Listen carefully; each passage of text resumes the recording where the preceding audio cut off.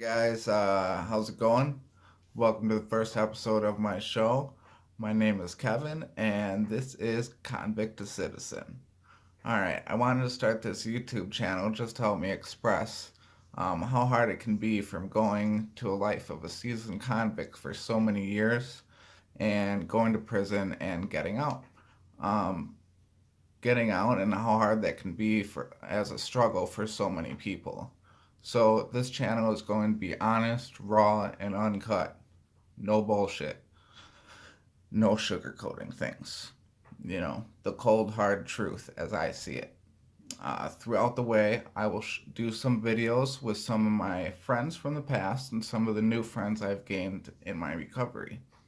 Um, some are still using, some aren't. This channel will be mostly about the struggle to try and live a completely different life after so many years of living life on the wrong side of the law. I do hope you enjoy my message, and I hope that this can help the addict who is still suffering. Um, I also hope that, in making these videos, that I can help somebody out there. That's a big thing for me. It's all about helping people. All right, well, let's start off with me telling you a little bit about myself.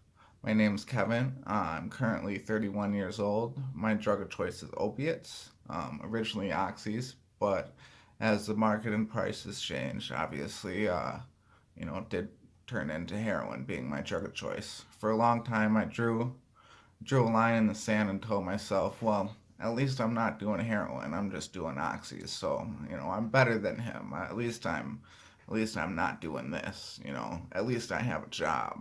Um, you know, so many multitude of ways of rationalizing, you know, what what what I was doing, for so many years. When in reality, all I hurt was myself and my family. You know, selling drugs didn't really do anything, but I rationalized it some way, saying, well, I'm helping my family out by giving them money. When really, that was just what I told people. In reality, I just used the money for my own addiction, so I wasn't helping anybody.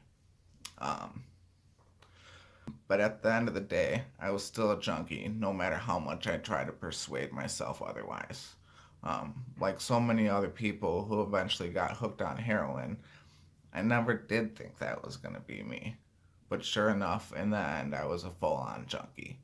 It's something I'm not proud of, and but it's still part of me. I wouldn't be the man I am today if I didn't make the mistakes I did in the past. Because life is all about growth, and you can't grow without first making mistakes and learning from these mistakes, of course. Well, eventually, I ended up going to prison for a charge of manufacturing and delivery of heroin, among other charges, but that was the main charge that carried the most weight. Um, I ended up getting a 7 year sentence. I got 4 years in and 3 years out. Um, Throughout that time in prison, I, eventually came to the realization that the only way I was going to change my life is to first change myself. So I needed to work on me. And, at first, when I first started doing my prison bit, I was really angry and bitter about all this time. I thought I was missing out on all these things in my life. But as a year or two went by, I realized I'm not really missing out on anything. None of these people really came to see me. Um, Maybe this is the best thing. You know, um, the hardest thing about going to prison and getting out would probably be the fact that even though I was 4 years clean when I got out, almost 4 years, um, was that, throughout those 4 years, I had worked on myself and all these things, but when I got out, I was still at rock bottom because I was where I was at prior to me going to prison. So I didn't have anything. So I really had to work hard to get what I really wanted to get. And I'm still working on it today. I've been out for 2 years, and yeah, everything's been good. I'm on parole or extended supervision. Um, I recently moved to Milwaukee, so I got a new PO. But throughout this whole time, I haven't got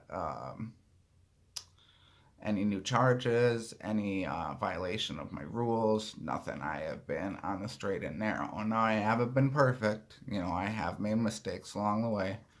Um, you know, More recently, about a year ago, I was going to meetings when I got out. I went to 90 meetings in 90 days, and I got released to a sober living house. So, and then I got a job pretty much within the first month. In the first month, I had three jobs. I had got my license back.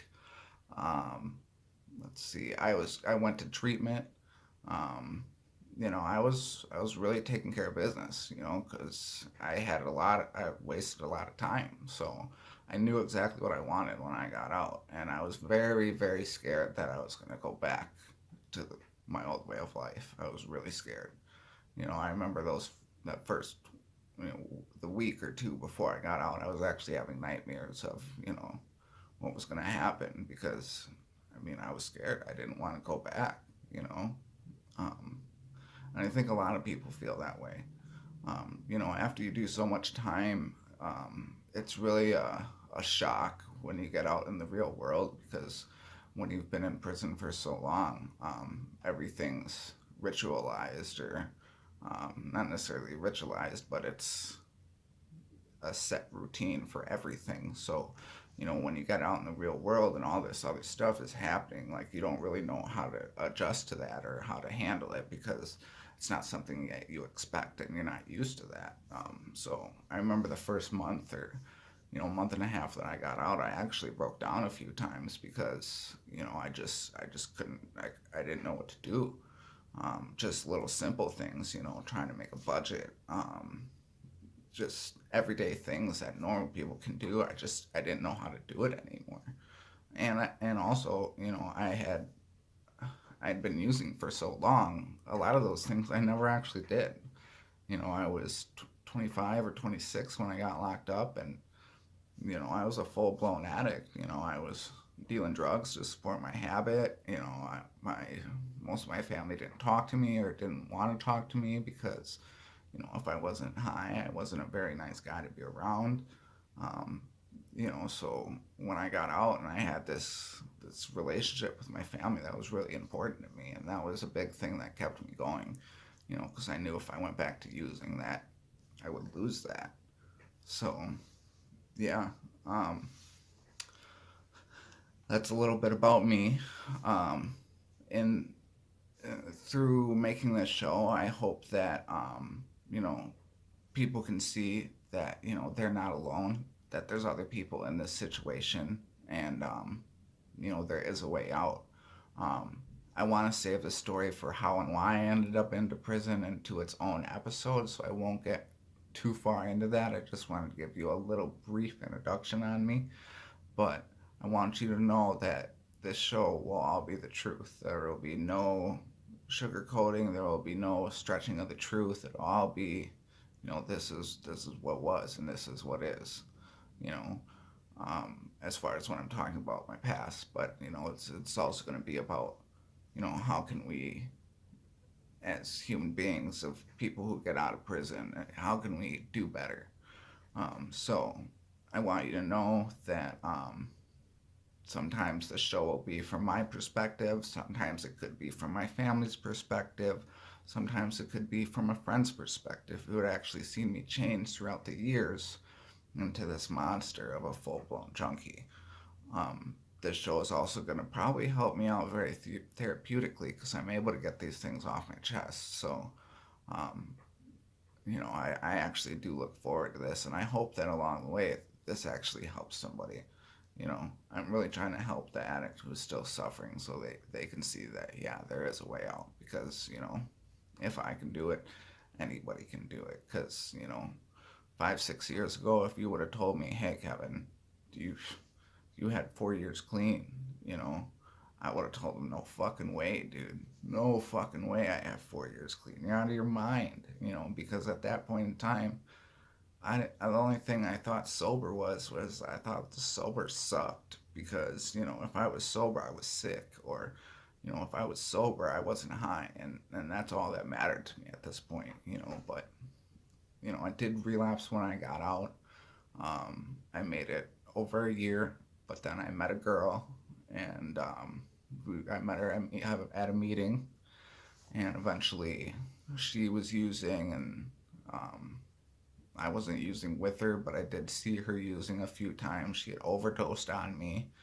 I went out um, to go work out and came home, and she was dead on the floor.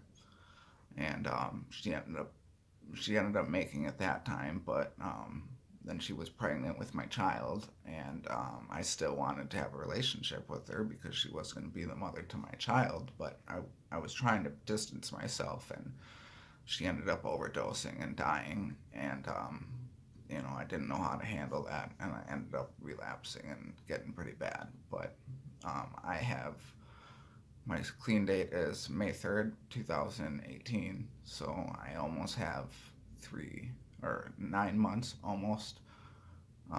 Actually, probably more than 9 months, I think, now that it's January. But my mom's birthday is in February, so I'm hoping that I can tell her, hey, I'm a month away from being a year clean. I think that'd be a pretty good birthday present. But yeah, I'm rambling on a little bit here, but I just wanted you to, get to know where we're at and where we're going to be at with this show. I hope you enjoy the ride, and hang on. It's going to be a bumpy one, baby. This is going to be raw. All right, guys. Uh, Stay classy, stay sober, but most importantly, enjoy yourself, guys. All right, I'm out.